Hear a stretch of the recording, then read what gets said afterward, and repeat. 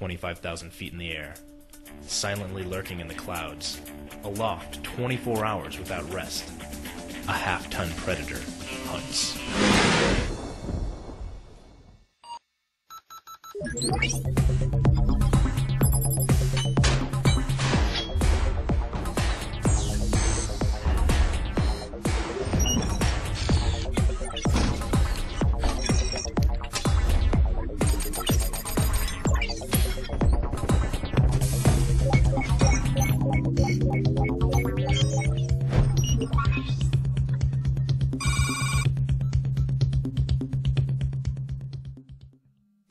The Air Force's Predator system, its unmanned reconnaissance and strike plane, hunts enemies covertly from the sky, attacks on commands received by satellite, collects reconnaissance for ground troops through remote sensing, and removes enemy leadership with precise, geographic target information.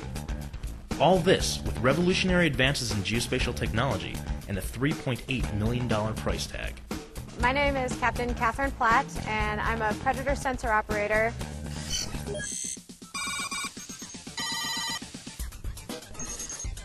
A Predator system is comprised of 4 aircraft, 1 Predator primary satellite link, the PPSL. This is our primary link, of course, to the satellites. KU-band SATCOM. The ground control station basically looks like the back of a semi-bed, no windows, a pilot and a sensor operator, pilot on the left, sensor operator on the right, and they fly the aircraft from here. My name is Major Clayton Marshall. I'm an instructor pilot here in the Predator. I've been flying the aircraft for about 2 years now.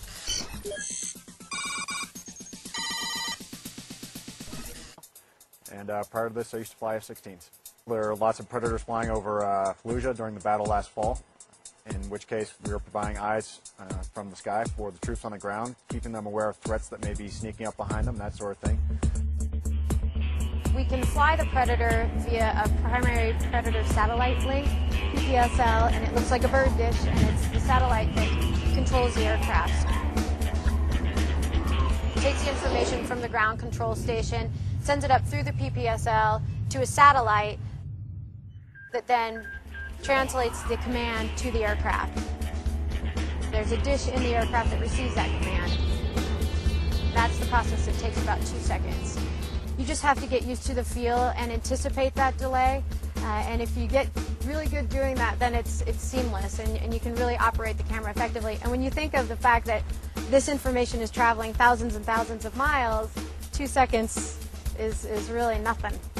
There's a little disassociation, but once you get inside the trailer, you're pretty much immersed in the world over there for a couple hours at a time at least.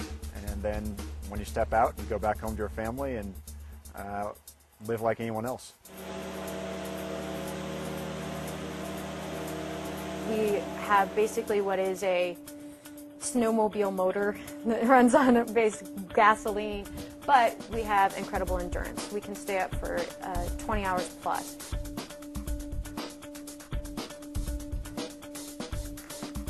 We are now flying 5 to 8 hour shifts because of the demand for Predator and the lack of pilots and sensor operators.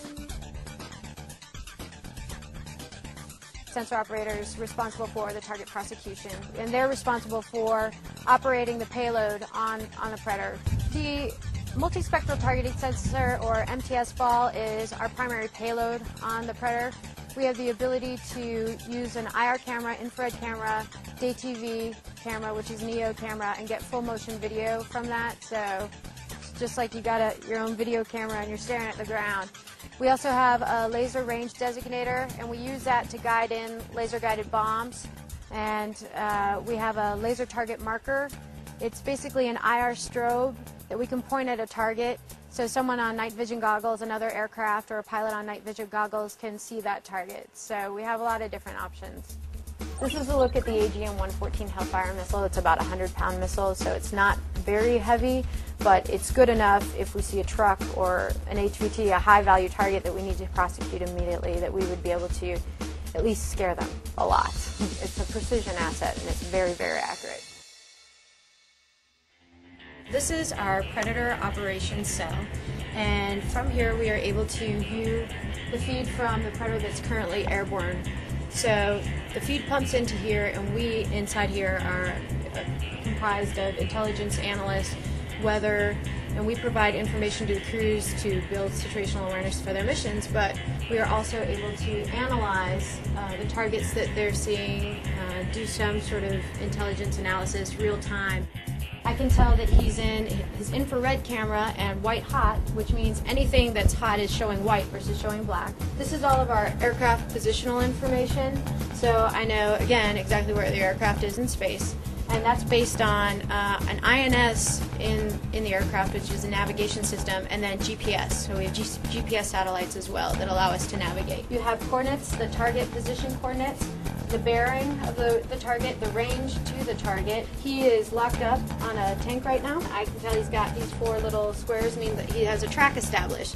And establishing a track allows us to just stabilize the ball on that one target. And at this point I could ask him to zoom in to try to see if he can ID it. If this were a Hellfire run, he would place his crosshairs over the target and squeeze the laser, and the Hellfire will hit where his crosshairs are. A typical day would be you come in for your briefing, you get your briefing from intelligence, figure out what your mission's going to be, and then you go inside the ground control station, and you're usually going to be in the ground control station for about 3 to 4 hours on your mission. Well, the biggest noticeable difference is your lack of sensory input.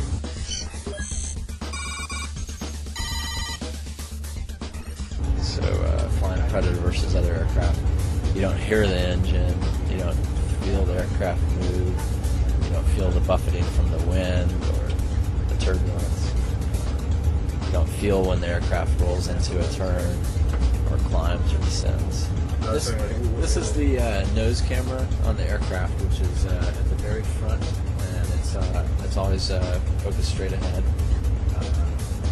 It will give it's the normal pilot camera to have up during takeoff and landings. This is the IR sensor, and basically it takes the heat sources on the ground and puts them into a pitch of the camera stand.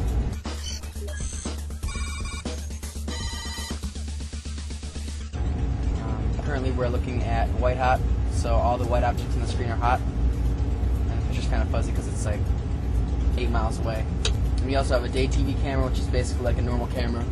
You have a targeting box up here, and I can select targeting mode and click anywhere in this map, and it'll put the sensor where that targeting box goes. So say I want to look at North Las Vegas, I can just click the targeting mode up there, and then put me right in Las Vegas. So say you knew where the stratosphere was located by geographic coordinates, you can put them into this box up here, and it would point directly to where the stratosphere is. The resources you have available to you are so much better.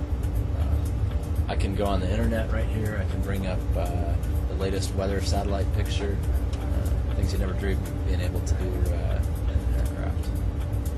aircraft. 10 years ago or so, pretty much pilots in their airplanes were flying around. They just had a map in their hand and had their course basically plotted on the map, just old pencil and ink to figure out where they're going to go. These days in the Predator, you've got a map on the screen there that shows your position, and on that map you can zoom in and zoom out to any level of detail you want, including satellite imagery.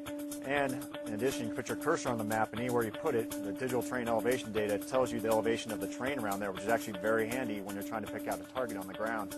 I'd say the thing I enjoy most about the job is knowing what's going to be in the paper the next day, and when I read about it, knowing that I was involved. When we do the operational missions, getting to actually help somebody on the ground with all the resources and technology that we have, it's very exciting to be a part of. And I guess the most rewarding is when I was able to assist with actually employing Hellfire weapons. You're watching the forces, and you can see them, and you can see details, and you can break out people, and you can tell a Humvee from a regular truck. So you know it's our guys, and you do definitely get the sense that you are sort of a guardian angel. You're like an eye in the sky for them. You're sort of their third eye, if you will. And that's a really good feeling, because I think most of us really respect what they do on the ground, and the ability to directly support them we consider it a privilege. The military's high demand for the Predator has paved the way for further development in remotely piloted aircraft. The next generation Predator MQ-9 will be 4.5 times heavier, twice as fast, and with a more robust payload than the original version. Predator's ability to capture real-time aerial imagery has revolutionized warfare and will continue to inform military planners and protect troops into the future.